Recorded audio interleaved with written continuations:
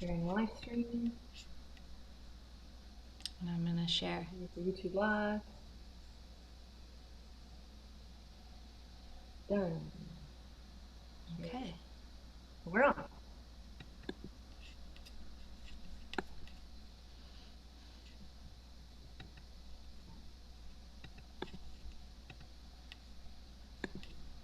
Good morning, everyone.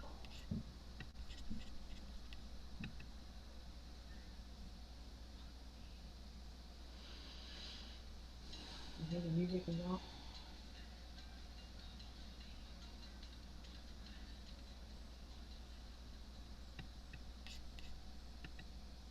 Good morning and welcome to Soulcall Sundays. My name is Lisa Ferrero, and I am so excited that we are going live this morning, as opposed to just recorded. But it's so much fun just to know you're anybody out there. It's so fun to be with you this morning, and we welcome you wherever you are. And thank you for joining us at 10 o'clock. Hope you're having a beautiful morning. We are in Columbus, Ohio, streaming from my sound studio, my underground lair.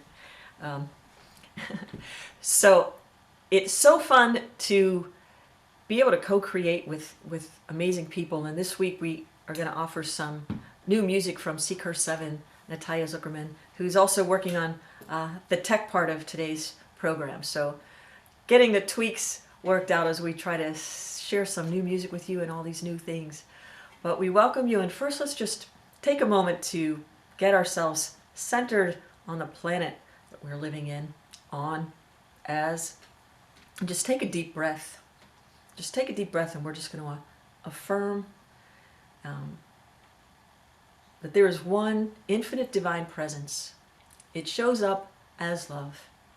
It shows up as us when we are open to the intelligence of the universe as it pours through us.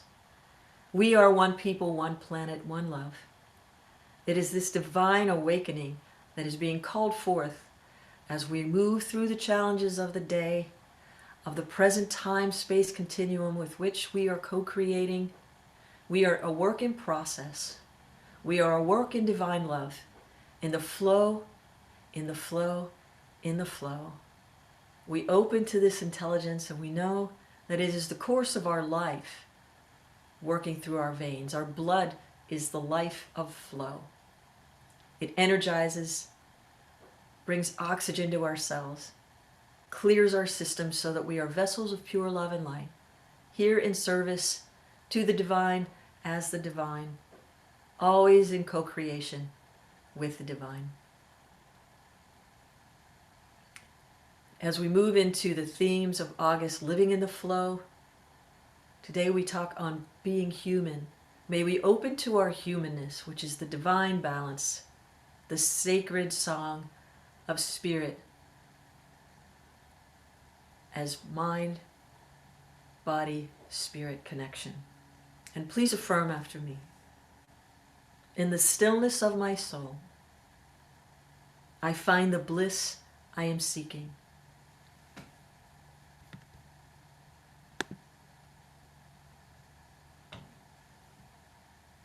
I open my heart to the sacred presence of the infinite love, and it fills me to overflowing.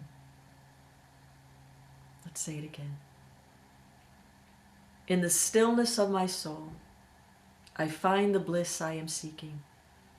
I open my heart to the sacred presence of the infinite love, and it fills me to overflowing. And one more time, we just allow it to settle in. In the stillness of my soul, I find the bliss I am seeking. I open my heart to the sacred presence of the infinite love, and it fills me to overflowing.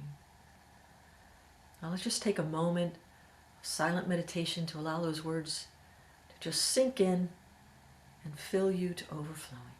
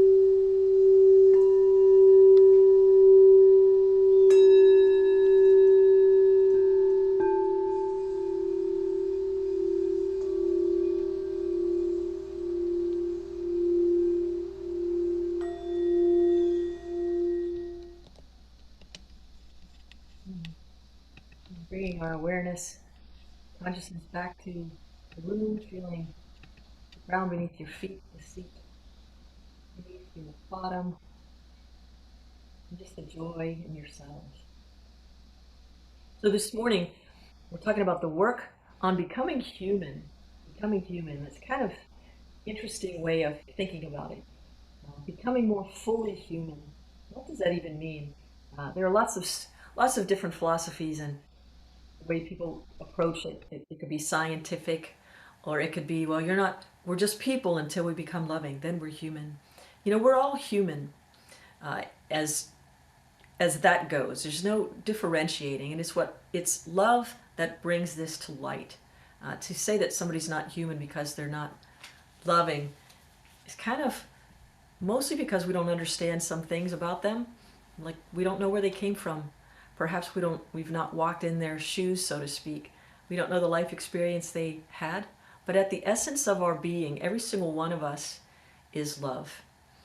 And what does that mean? That sounds woo-woo to some people. Whatever woo-woo means, it means it's a scientific, energetic that is hard to describe by science still. But every single day, science proves the existence of this force, this cosmic intelligence. There's actually a hum that they found. They were studying brain waves of people meditating. When they would get them to a completely relaxed state, the scientists discovered that in the back of the mind, there's this resonant hum, this field of just vibration. It's pure waiting, so to speak. It's not conjuring up images. It's not remembering things from the past. It's not projecting a vision onto the future. It's just there. And that hum reminds me of the beginning of the Bible and all of the works from thousands of years ago. These philosophies talk about, in the beginning was the Word, and the Word was God, and the Word was with God. Yesterday I was having a coaching session with a colleague, and we were talking about staying in divine alignment in order to hear this hum, this place of pure potential. Staying in the flow of life where we don't allow blocks to keep us from something, but we learn, like a stream of water with a rock in it, to go around the challenge and keep going. Something is presented to have us maybe push up against it, to have a recognition that we're really here. So when the water splashes against it, how we love to watch from the sidelines, or from the banks of the river or the stream. Sometimes it's fun to get in there, for those of us who like to do the whitewater rafting thing. Riding those waves of love, riding the waves like a melody on top of life, just floating along on this bed of sound. Maybe it's a chord progression, but this hum is the underlying vibration from which all things come forth. So if that's the case, if the background of our mind is always this Om, if our homeostasis point is Om, pure cosmic intelligence, how can we participate more fully with our life in process when it gets a little challenging, recognizing that the best that's going to happen is the same as the most challenging thing that's going to happen, is we're going to live from source. How can we stay in divine alignment and be able to do these kinds of things? So one of the ways is to become more loving. We talk about being human is to love and let live, is what I like to say. To love and let live. To love something is to let it be. To love someone is to become more curious in nature as to why they're seeing things and doing things differently than the way we might do them. And then to also realize what is ours to do. If we recognize there's a lot of suffering in the world right now, there's a lot of great challenge on many different levels. And for those of us living in the United States, there used to be a time where we had ourselves trained to look into other countries whose children might be living in poverty. That is still a fact of the planet. But also in the United States, 25 to 30% of the children who live in the United States are living in poverty every single day. So what am I saying is there's a collective recognition that, hey, there are people who are in need, and our loving nature is to allow a space for them to experience life in the cosmic flow where we help alleviate some of those challenges. That's how we become more fully developed as humans. When we recognize what is ours to do in conjunction with the whole. In conjunction with the whole. And it's when we can see God as self, we can see the God in others. So a lot of people used to ask about, the relationship I had with Erika. She and I had an interesting and kind of unique experience where we both recognized in order for our relationship to work and function the way that it did, we had this thing. It was God first, then me, then you. And for us, that was the divine alignment. And I think most spiritual practices, if they're operating from that sense of that divine hum in the background, it's got to be recognition from where you've come, which is where you're going to go, how you operate, taking care of your own system so that you can help others, and do the thing that you came here to do. And sometimes it's just the art of being. And it's not always easy to love people. Like Paramahansa Yogananda says, to love those that love you is easy. To love those that love you not is not so simple. If you want to change anyone, he says, set a better example. Show more kindness, more understanding, more love. That has a sure effect. To those who are not kind, show kindness. To those who are mean, show bigness of heart. Show bigness of heart. Living in the flow means that our lives are always a work in process. So if we're a work in process, how can we become more divinely loving? Or to show that kindness? Tapping into this source, the unlimited source of energy, of love, of kindness, of growth, is putting God first, then you, then other. Because then we don't deplete ourselves. We'll always have this unlimited resource, this reservoir of love and light and energy with which we can tap into this cosmic force field. In mind, it's easier to stay out of the mind to be loving. Loving is from the heart. And the heart is it's got such an electromagnetic field around it. It's one of the most powerful fields on the planet. When we connect to the source, I had this somewhere, a nice example of what that is. How much more powerful the heart is than the mind, and the magnetism. The heart is the most powerful source of electromagnetic energy in the human body. It produces the largest rhythmic electromagnetic field of any body's organs. The heart's electrical field is about 60 times greater in amplitude than the electrical activity generated by the brain. That's from the Heart Math Institute. Now, to experiment with this, I'll just tell you a little story first before you experiment with it. But I remember once I was going to, it was 1993, and I was going to my very first Self-Realization Fellowship Convocation, which is a giant family meeting. That's their annual get-together in Los Angeles, California. And it was so huge. The gathering was about 5,000 people because that's all they could fit. This year they did it virtually and it was live streamed. But about 2,500 people were in this one building. And I was with my very dear friend Susan. And I just loved Susan. I was so excited to go to this thing for the very first time. Totally excited. And I hadn't been there before, so I was kind of following her around. Everywhere she went, I wanted to go. And finally, maybe the fourth night into it, we were sharing a hotel room and a bunch of other people from Pittsburgh were there too. And we were going to go to the evening meditation. It was going to be a 2-hour meditation and a lecture from one of the monks. And we got to the door, and she stopped at the door and turns around to me and she said, "Look, I know you're excited, but tonight I just want to have my own experience. Let me go down 5 minutes before you so I could sit someplace and just be in my own world without having to worry about you." And I was, it kind of hurt my feelings for a second because I was just so excited. And then I got it. I was like, yeah, okay, I get it.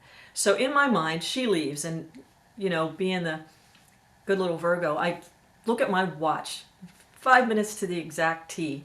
I step out the door and I go down the elevator and I decide, all right, so I step into the grand ballroom. There's 2,500 people in this room. It's huge, the Westin Bonaventure. And I'm looking around to make sure I don't see her so that I don't sit next to her. So I walk in and I decide, I'm following my heart though. My heart was the thing that was like the magnet. And I'm so excited. And my mind is thinking, don't find Susan. Don't sit next to Susan. But my heart was already just so excited about everything. I walk up one aisle, walk across, sit over here, and I finally take my seat. And I look around and I don't see her anywhere. And I think, this is great. So we're both going to have our experience. And all of a sudden, I just look down the row. There were like 8 people between us, and all of a sudden, her little head goes from up the row. I was like, I was shocked and horrified. I thought, oh my God, she probably thinks I did this on purpose. And we cracked up laughing. She said, oh, just sit there. It doesn't even matter anymore. But what is the story? The story is my mind was saying, don't find her, but my heart was so excited, and she was in the mix, and my heart found the thing where my mind was telling me not to. Long way around the point of, hey, your heart is going to pull toward you with an electromagnetic force field.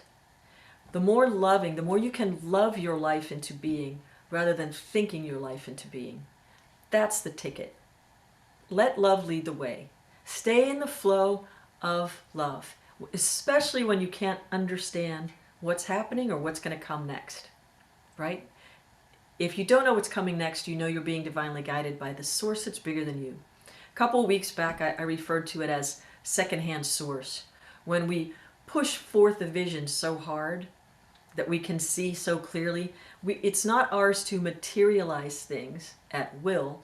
It's ours to be willing to allow things to be pulled to us through the electromagnetic force of our heart. How do we do that? How do we do that? You know, at the end of these sessions, we've been adding some Qigong meditation with Sifu Helen Yi and Deborah Weisenberger-Lippitz, and we're going to continue with those, showing you how to participate with the Qi field, keeping you in alignment, the energy field. And pulling this energy into the heart space and offering love to the formless, infinite, divine mother, father, friend, beloved, God, goddess, whatever you call that. The more you put love into it, the more you grow that force field, and it's like a magnet. It has to come to you, even if it's a subtle thing. And sometimes it'll send you something you didn't even think you wanted or knew you needed, and there it is. And there it is. So the connection to source, so it's like God first, then me, then you. So what if being human means to recognize the energy we share as a common resource on the planet? Like we share water, we breathe the air, we got people to stop smoking in enclosed spaces because it affects us all. It affects us all. So what if this force field of love is an unlimited source for which we co-create every instant, whether we're aware of it or not? If our electromagnetic field is that big, 60 times greater than the mind, what if we allow the mind to become in service to the soul? I know the word ego, when we talk about ego, it kind of gets a bad rap. But it's important to keep your body intact, like to keep your consciousness clear, and to have a healthy sense of self. So your direction, you're keeping your eyes of reason open.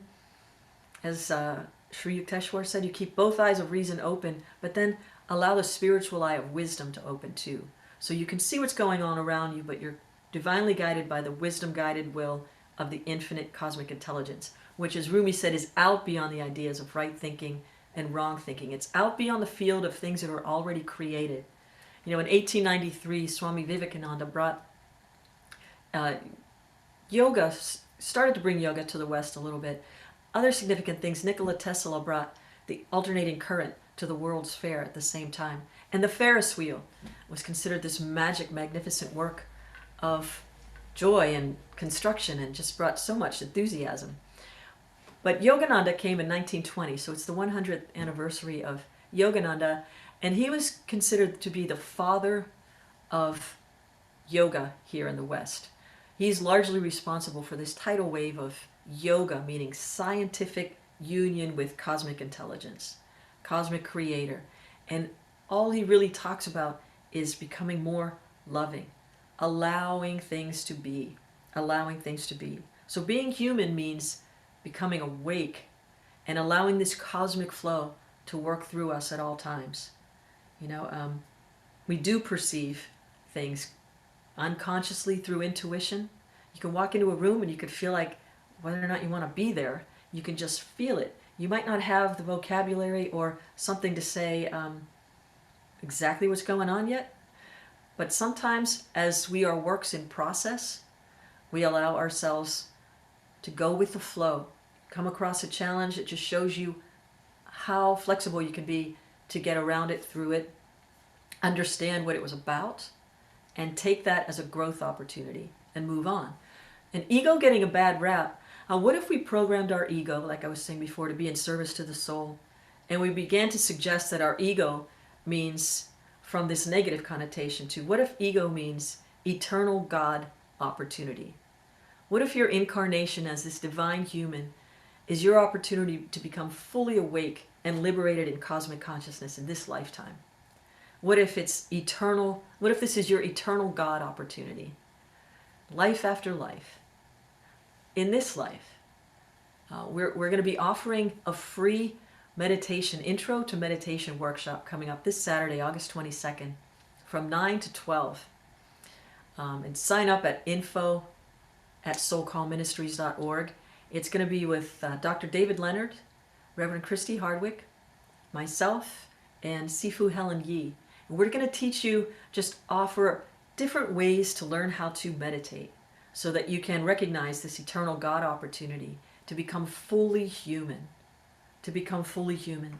You know, we don't need to materialize things. We allow the heart, when we become fully human, to magnetize atoms or bring forth from this cosmic field the thing that is pleasing and what we most need. And rather than just being left to our own devices, as people say, we're going to be brought to our own divinity. Rather than being left to our own devices, we'll be brought to our own divinity. So we invite you to this free workshop, Introduction to Meditation, so that you could start turning on the lamps, as Yogananda says, of divine love within your being, within your very being. And so awakening to your humanness is not limited in any way. It's to be divine, and making sure that you recognize that there's this knowledge to be had of the relationship that's possible with Source, with the thing that got you here.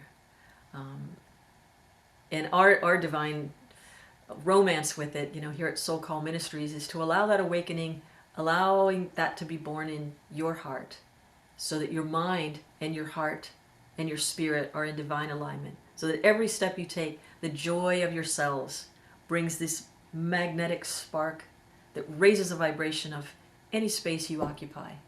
It's the Occupy You movement. And right now, you know, we're called to it. There's this global pandemic, but there's also the Black Lives Matter movement. And I don't have a yellow rose, but I'm wearing white and yellow to honor and commemorate the 100th anniversary of the women's right to vote, which is coming up on Tuesday. We had to fight for that. We had to fight really hard for that. And so the rights of women, we now have a voice to participate. In the beginning was the Word, and the Word was Om, and the Word was truth, and the Word was love. So no more on the planet is it okay to minimize anyone's human expression. It doesn't matter. And we can't use our mind to understand or reason away an excuse for not being loving, and creating the recognition that all people are equal. Love is what makes us equal. With that, I would love to share a brand new song from Seeker 7, written by Natalia Zuckerman, and she and I were able to get together a little while ago. It's called Love Makes Us Equal.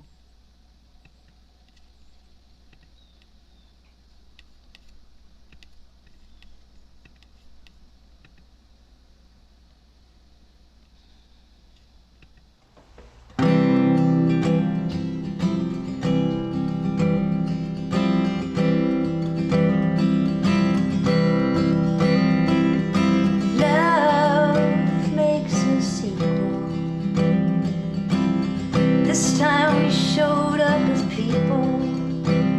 When you think you're at the end of being teachable, love gives you more. Practice everything you're able. Connect to a part of you that's faithful.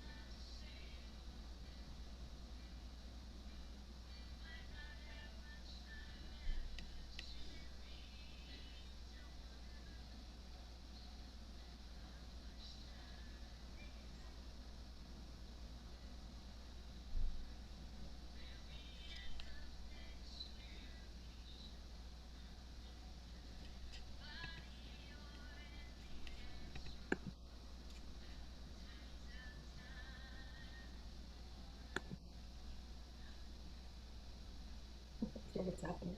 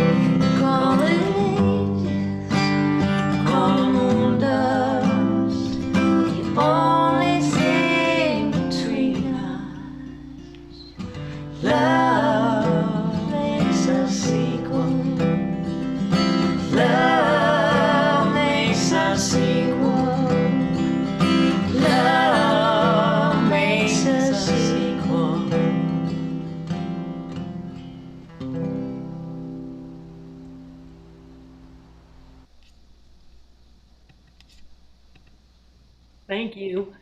So we'll upload that on our YouTube channel so that you can hear it in its entirety. So this is the joy of going live, and we had lots of fun doing that. So let's take a moment now as we get into the portion where we're going to go into a meditation. It's not just a silent meditation, though. We're going to start bringing in the energy. And just like that divine sound, Rumi said, "You have opened the 7 doors of heaven. Now lay your hands upon my tightened heart." And what Rumi was implying there was the 7 doors of heaven are those energetic centers in our spine, chakra centers. And this is a technique I watched the closing of the convocation this past week, and Brother Chidananda did this. And we're going to take the energy and we're going to work it up the spine and knock on those doors. Knock on the doors of heaven, so to speak. This is how we participate. We're doing what we can actually do in a body. As humans, we have this awareness. So let's use it. Let's take control of our lives and direct it to the one source and allow it to fill us to overflowing. So just get into a nice silent spot and sit with your spine straight. And with closed eyes or slightly open, put all of your attention at the base of the spine, the coccyx. Put all of your energy in the spine, just focused on that one area. And with your consciousness, let's just chant Om.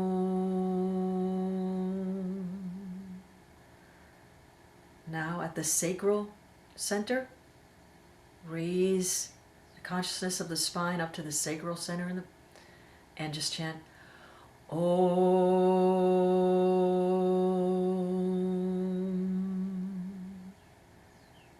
Now move up slightly to the lumbar region and that wheel of energy and chant Om. Om.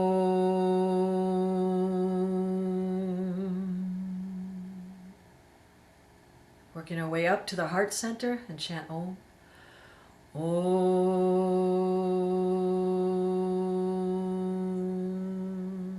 Keeping the consciousness in the spine, we move it up to the medulla oblongata, the base of the brain where it connects with the spine. Om. Now moving the energy through the center of the brain to the third eye point, right in the front, the Kutastha center. Om.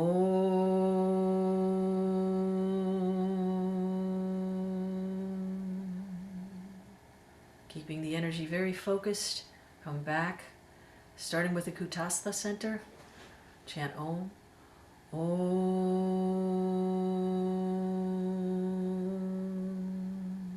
Bringing the energy through the center of the brain to the medulla oblongata in the back.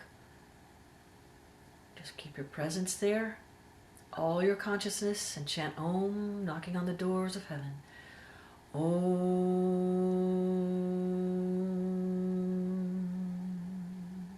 Down through the cervical center, near the throat, back of the neck. To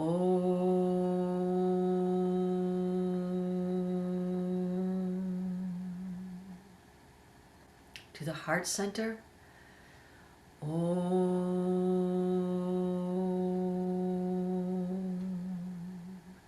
And the lumbar region, just coming down, knocking on the door with the Om.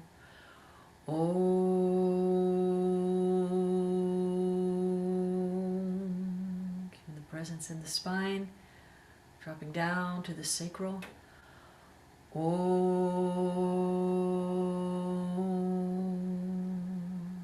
Back down to the coccyx at the lower part of the spine.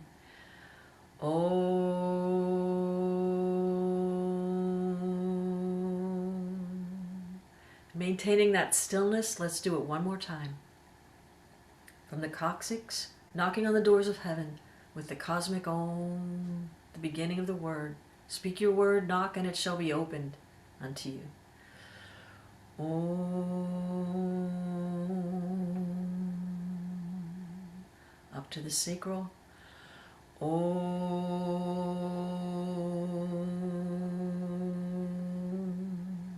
To the lumbar, up. Om.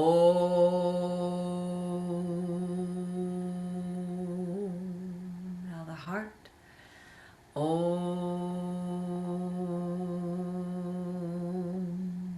The cervical, throat. Om. To the medulla oblongata, the back of the brain. Om. Through the middle of the brain to the front, to the Kutastha center, your third eye, Christ consciousness, whatever you want to call that. Om.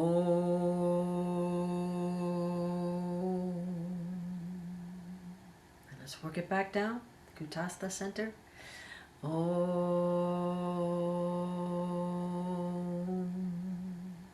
Knocking on the medulla oblongata. Om.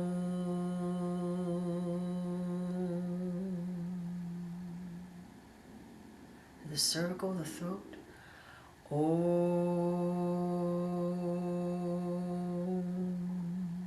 To the heart region. Om. To the lumbar. Om. The sacral. Om. Down to the coccyx. Om.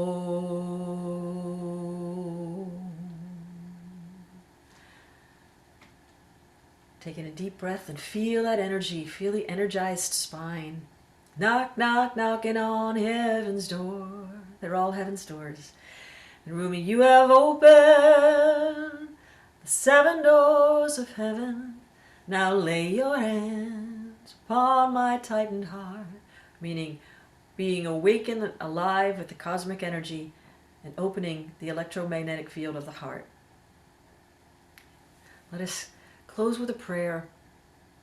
In thy house, O infinite beloved, with thine own hands, with thy blessed consciousness, light the lamp of thy love. I will attune my love with thy love. I will attune my will with thy cosmic, conscious, omnipresent, omnipotent will. Knowing that I am divinely alive and awake as a human. It is my divine birthright to become fully human in my living and my loving. May I live and let live. May I love and let live. Knowing that always within my own consciousness I can choose to allow my ego to be the eternal God opportunity. Tuning with the big, big, big field of love. I know it is good. I am in divine alignment. I say yes and thank you. Om, peace. Amen. Thank you for joining us for our first live stream. Next week we're going to be live streaming on Facebook and YouTube, I think. And sign up for our newsletter. Get your friends to subscribe to our YouTube channel. We're making an effort to spread our our works and our words. We thank the Soul Squad for doing their good and perfect work. And we thank all of you who donate to Soulcall Ministries. We're doing amazing things on the planet, offering support in our community here in Columbus and different communities throughout. You could find out more with the newsletter, and you could sign up for the newsletter at info@soulcallministries.org. But to donate, soulcallministries.org/donate. No amount is too large and no amount is too small. So we appreciate you and the contributions, the energy, your energetic yes to Soulcall Ministries' mission on the planet. And also find us on Amazon Smile. You have to log into Amazon Smile to make purchases, but Soulcall Ministries is there. Soulcall is one word, Soulcall Ministries. Also, if you are in need of prayer, we've got a fantastic prayer team. And please don't go to sleep tonight with something on your heart, or any night. That is a line that's open 24/7. It's prayers@soulcallministries.org.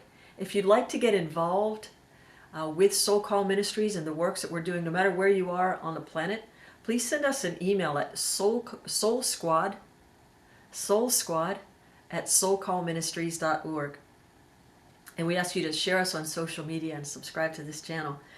This Monday, tomorrow, we've got 2 spots left, I think. Maybe it might be 1 now, but we might have 1 to 5 spots if we can open up for a few more people. If you're interested in songwriting, we must not die with the symphony of our lives unfinished. If you've got a song in your heart that you want to get out, join us.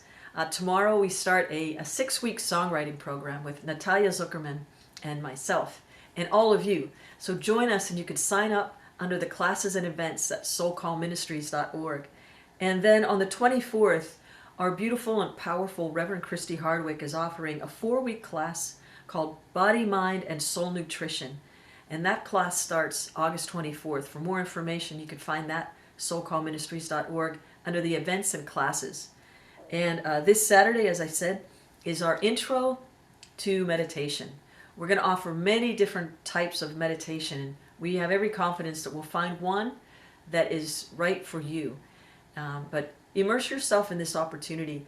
It's going to be from 9 to 12 Eastern. And to get the link for the class, send us an email at info@soulcallministries.org, SOULCALO.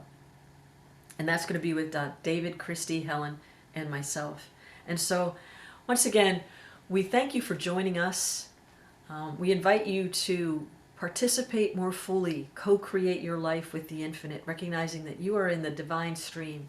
Let your heart lead the way. Trust your heart. Trust your intuition. Breaking down these old ways of doing things. Allow that scaffolding to fall so that new life can emerge as this truly awakened human, living in the flow, going with the flow, and see how flexible you can be dancing in this light of joy and the song of your soul. Wherever you are on the planet, know that you are loved. Namaste.